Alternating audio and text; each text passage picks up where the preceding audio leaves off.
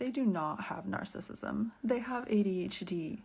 I'm a psychologist, and all of you out here who are diagnosing your partners or other people with narcissistic personality disorder, it's way, way, way more likely that they have ADHD or a subclinical form of ADHD, and I'm going to explain why. So, narcissism is 1% of the population. ADHD is 4.4% of the adult population.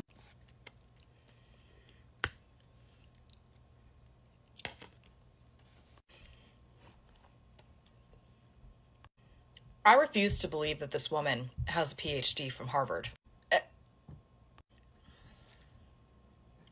tell you why this is so damaging. Even if she has some accurate points about this, the mental health field of professionals is completely united on the fact that NPD is highly underdiagnosed. I mean, everyone is aligned on that. So right off the bat, her saying that it's only 1% of the population is completely non-factual. Because one, we don't actually know what the percentage is. And two, we know the reason why it is definitely, most certainly underdiagnosed. But to insinuate that people who act like raging buffoons with all 9 characteristics of the NPD diagnosis are just ADHD, you're out your mind, lady. You are out your flippin' mind.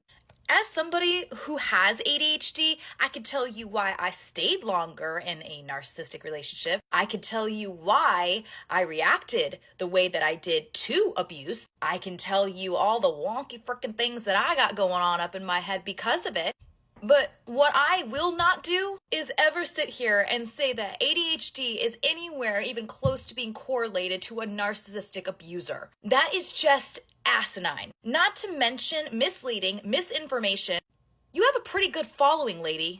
Why don't you think before you speak? And I certainly hope your degree is real, because when you boast about having one from somewhere like Harvard and then decide to share things that don't really make any sense, people do tend to fact check.